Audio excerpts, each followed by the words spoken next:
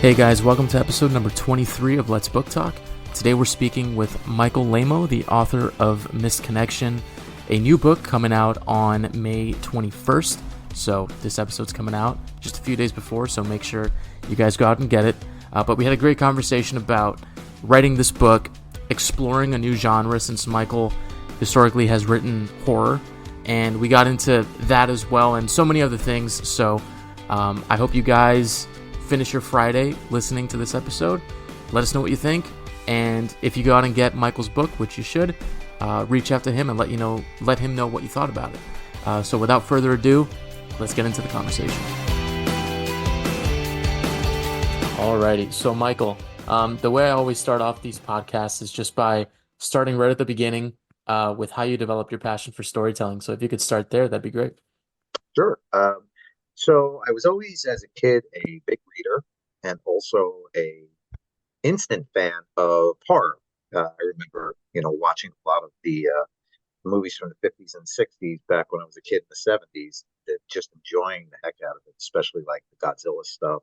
I was a teenage Frankenstein and so forth. Um, but I was also a big reader at a very young age. I remember my dad teaching me to read before I even went to kindergarten. And from there, it just evolved into me being attracted to real life horror type books. So, as a 12-year-old, 13-year-old going to the library, I would Mm-hmm. immediately beeline for the true ghost stories and the Alfred Hitchcock stories and all that. And that just evolved into me finding, Clive Barker and Stephen King, Dean Koontz and Robert McCammon. Those were the big four for me. Yeah. Once I found horror, I was commuting to Manhattan every day on the train for my day job when I got out of college, and I was just spending all that time reading books, which was great. But after a few years of doing that, I thought it would be fun to maybe just start trying some of that myself. So I bought a black and white composition notebook, which I still have, and I wrote just some ideas, stories, and poems, and I filled up that book longhand. Mm-hmm. And then eventually I evolved to a typewriter and started typing out some of my initial stories, and that's how it started. Awesome. Now, what was it about horror specifically that really like drew you in as opposed to other genres? I kind of liked the light side of fear. Mm, I knew it was something I can be attracted to and be afraid of at the same time. right. But I always went into it, even from an early age. I went into it from the perspective of a creator and what went into making this movie, from the Mm, writing of it to the special effects, to how it was eventually portrayed on film. And yeah, it spoke to me, and I eventually turned that into my own creative outlet, which was writing. And when I started writing, I have to tell you, I had no education. I did not know how to do it. I mm, had no idea what I was doing, but it was fun. I knew I enjoyed creating. yeah. Uh, and yeah, I remember some of the longer descriptions I did in some of my early works were commended to me by editors that I was sending my work to, and Mm. that gave me the drive to keep going. That's awesome. I mean, I've spoken with a few people who have, not necessarily gone to school for writing and kind of found their way into it just organically. Maybe it was, something that their family, they just full of storytellers and they just kind of grew up with it. Do you think that that might have been a benefit to you, like not having a structured path of this is what you need to do to be a writer? And do you think that helped you, like just kind of finding it as you went on? I'm not sure. I mean, if I had had an education in it, I think I may have traveled on a different path. Mm, So I had to teach myself. By teaching myself, I had to read a lot of how-to books. But I also befriended some other writers that were writing the type of uh, material that I wanted to create, and they were very very helpful. One of my yeah. mentors was Tom Piccarilli. Sadly, he's no longer with us, but he was about my age, but he was 3 or 4 years ahead of me as far as getting his work published and taking the steps towards bigger and better things. Yeah. And yeah, he was very helpful. And I remember the one thing he said to me was, "You need to keep writing and experimenting until you find your voice." And I didn't know what he meant by that until I Mm. actually found my voice. And once that happened, then all of a sudden I just started publishing more work. Yeah. How hard do you think it is for authors? I mean, going off of your own experience as well, to get to that point of finding their voice? Because, I come from a journalism background. That's kind of where my writing expertise is from. And it's kind of the same thing. I was speaking to a professor of mine, and, we were trying to really like get my writing to a point where it was, better than it had been. And she said the same thing. It's all about finding, how you not necessarily writing how you speak, but writing where it feels most like you and sort of how you would tell a story. So, Right. how important do you think that is, and is that something that's pretty difficult for writers to get right? And does it take a long time to get to that point? Sure. Well, for me, I mean, I can only really speak for myself. It was hard because I really didn't know what I was looking for. I mean, what does Mm, that mean right. exactly? Finding your voice, and to me, eventually, it meant that I could sit down and I could tap into my inner voice, so to speak, and allow it to create, to guide my words on the paper. And Hmm. once that became an easy thing for me to do, then I was like, okay, yes, I found my voice. Um, and I've experimented over the years with different types of the way I tell the stories, and Hmm. that's been fun. And my voice guided me through those, so to speak, and Yeah. allowed me to explore other genres. For other writers, like I am so envious of like guys like uh, I have some of my contemporaries like Sarah Pinborough and Ronald Malfi. They are so freaking talented. I mean, they just put out novel after novel, and they seem to just write them effortlessly. Whereas Hmm. me, it was a continuously building process where I, have to put that novel aside for 3 months before I go back to it again to try to get Right. a fresh perspective on it. I'm really, really envious of those writers that not only have found their voices, but have utilized them in a magnificent way that I definitely can't do. Yeah. And that's another thing with just writers in general. Everybody has sort of a different process for how they go about writing their story and maybe outlining, what they do first. Is it writing the characters? Is it figuring out where the end of the story is? Is it figuring out, that whole planning phase? So when you set to write your story, what is it that you look for first? Is it the characters? Is it where you want the story to go, or is it something else? It's really where I want the story to go, or where the Mhm. story takes me. Maybe I should Mm, say it that way. So yeah. when I go into a short story or even a novel, I have a basic idea in my head of how I want it to start. I have a basic idea about who that main character is and some of the secondary characters as well. And I Sure. kind of just I'll let my voice, take me forward. I'm writing. I just started writing a sequel to Misconnection, which is my book that's coming out in Hmm. May.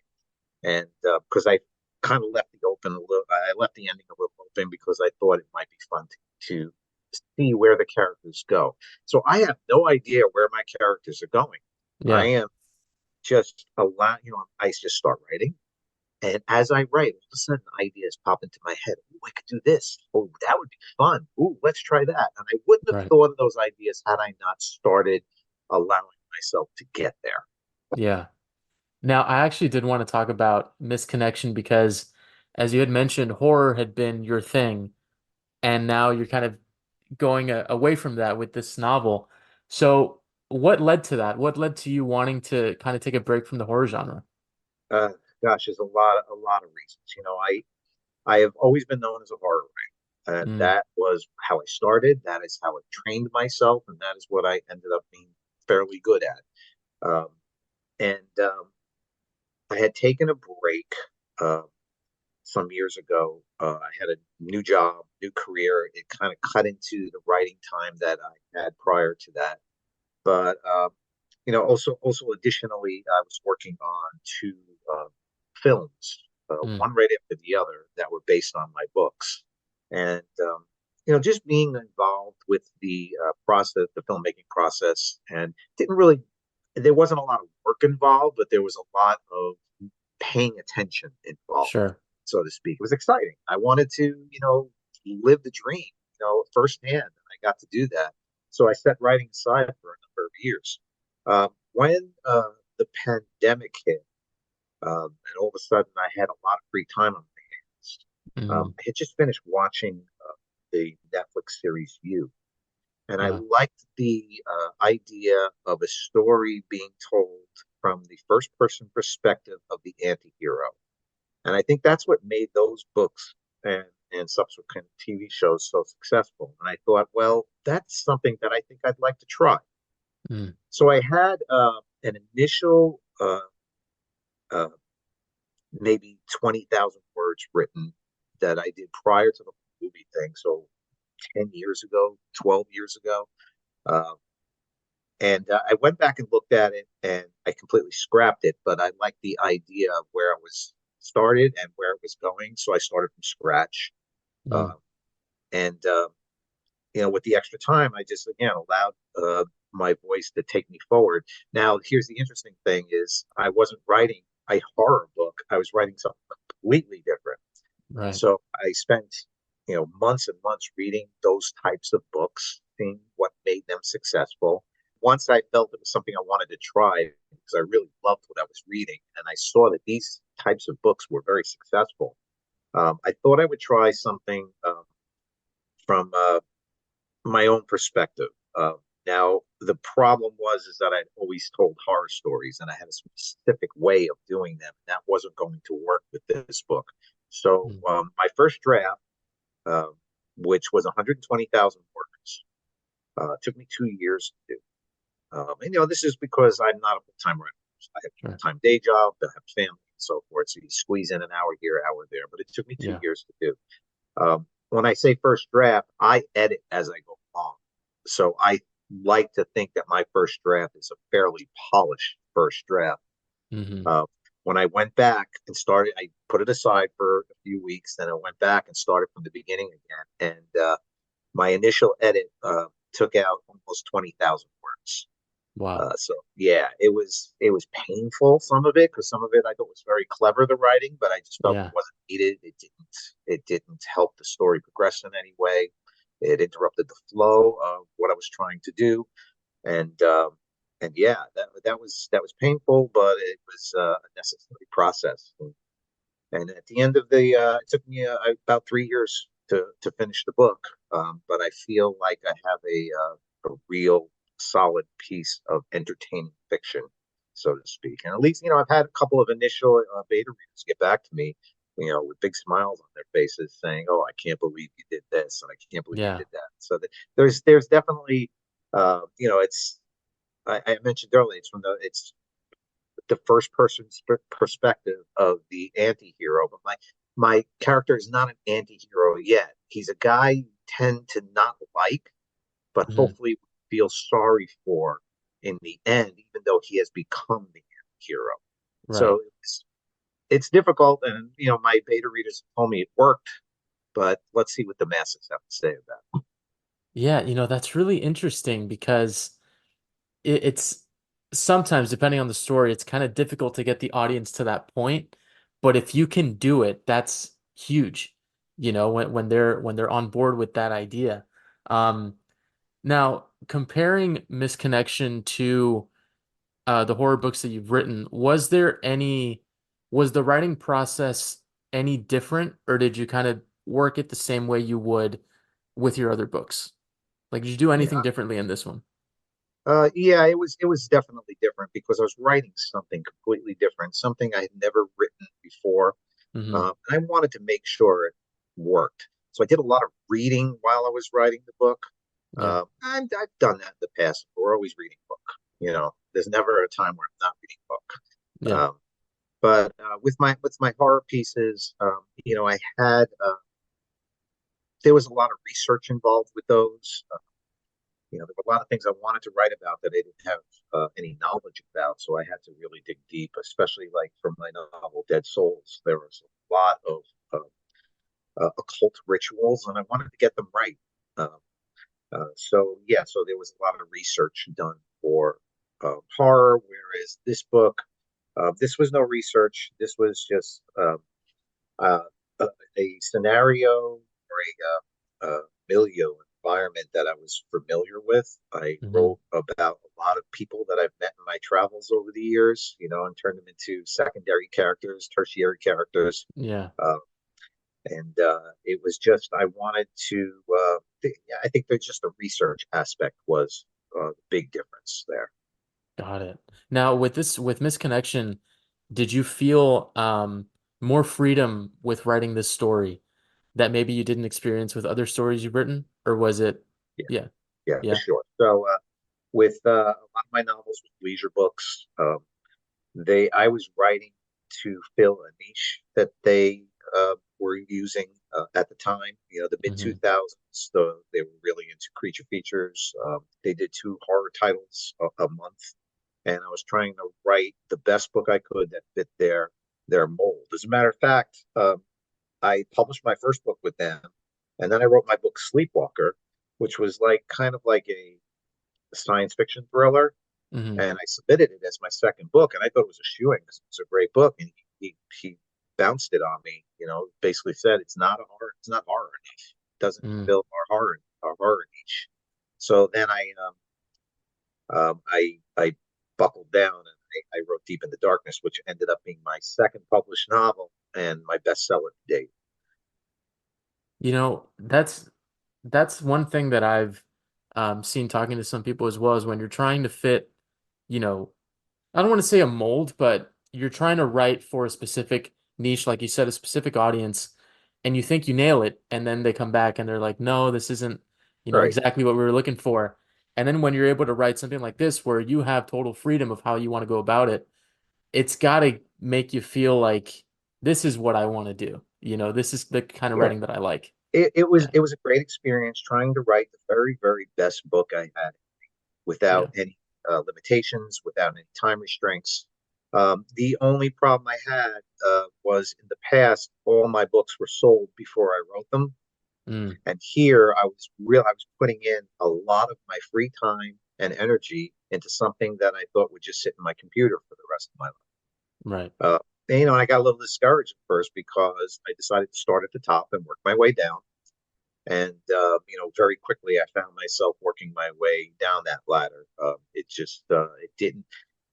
It's a different book, Mm, and it's not what necessarily suits a very politically correct uh, audience. It's certainly there are no there's nothing that's gonna cause any outrage. sure. But there are certain audiences that may not like my characters for who they are.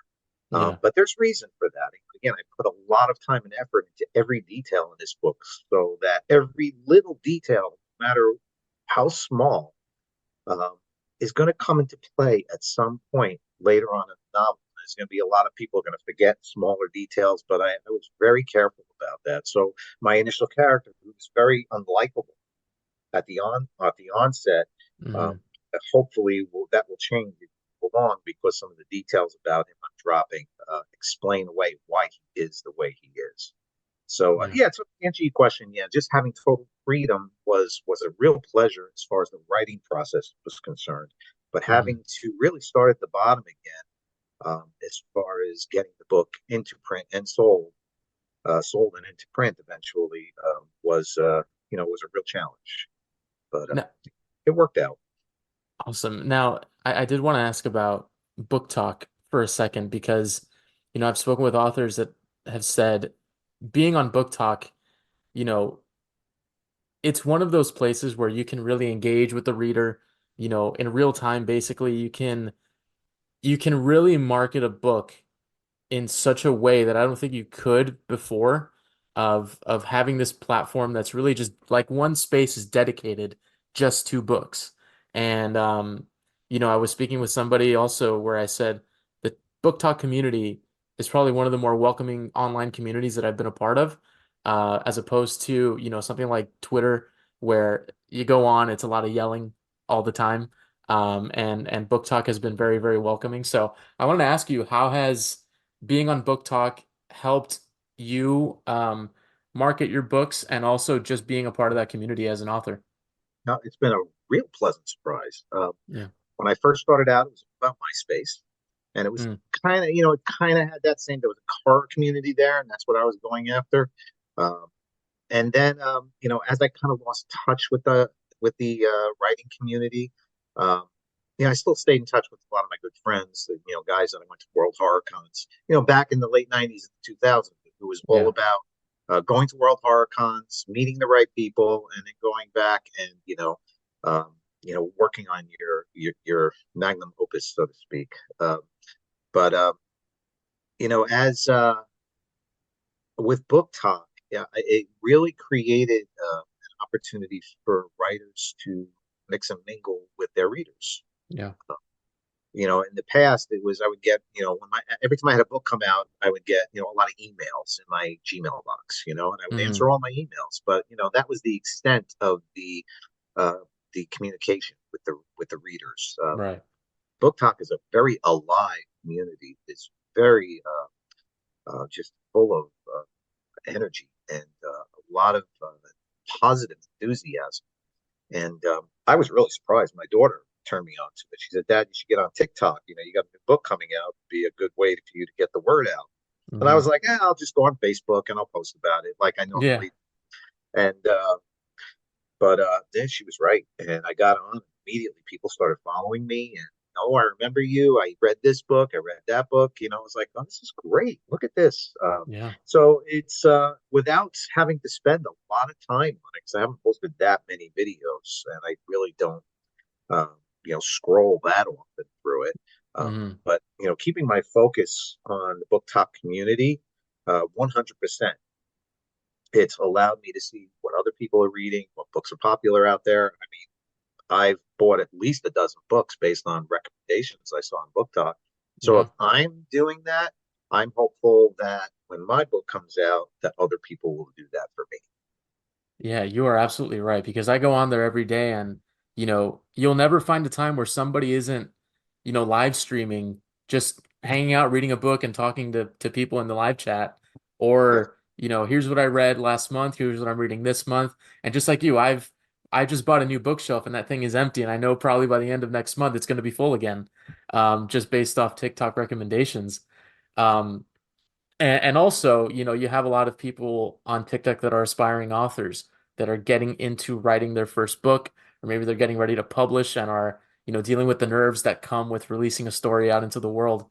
So I wanted to ask you if you had any advice for any of those aspiring authors, any words of encouragement to get them to that finish line. Yeah, sure.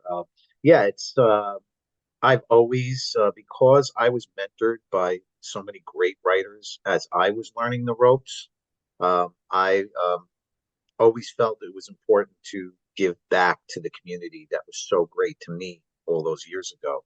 And Mhm. I will always say yes to a new writer who has questions or wants some ideas.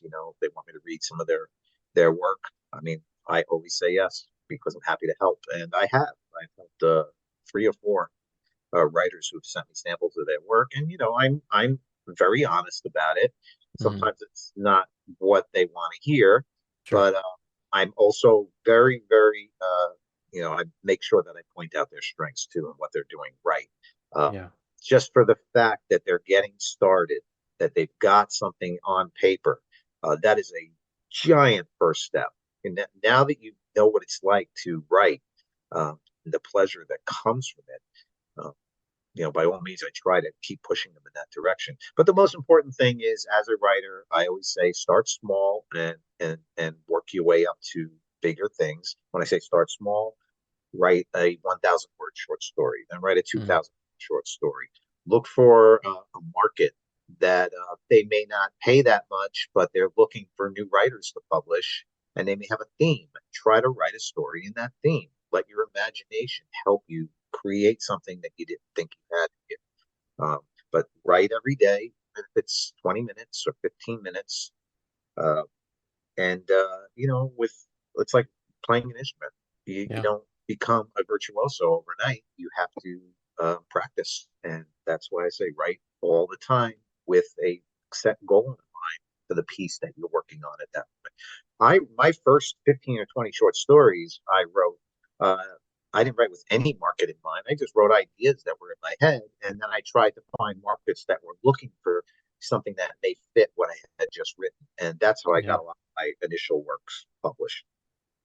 That's great advice because it's so true what you said. It's like playing an instrument. It's like going to the gym, exercising a muscle. You got to do it Right, consistently, right, and then exactly. and then it'll get to a point where, you're doing it better and better and better each time you give it a shot. Mhm. Um, so before I let you go, I wanted to give you a chance to give your elevator pitch, so to speak, of Misconnection. If someone's out there comes across your book and is, deciding whether or not to read it, what would you say to Yeah, them? sure.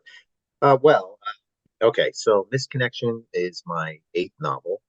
It was it took me about 3 full years to write. I went, you know, I put everything I've got into this book, but it's an erotic thriller that is you follow uh, our anti-hero or a burgeoning anti-hero, so to speak, um, through a series of events as he tracks down a woman who he meets in the park. He's a photographer, a lifelong photographer, and that's a very, very important plot piece in the story. So it's not something that he just does for fun. It's something that's very, very important and it means a lot. But there's a lot of twists and turns in this book. And then there's a final twist that I'm hoping readers won't see coming. So far, none of my beta readers saw it coming, so that makes me really happy.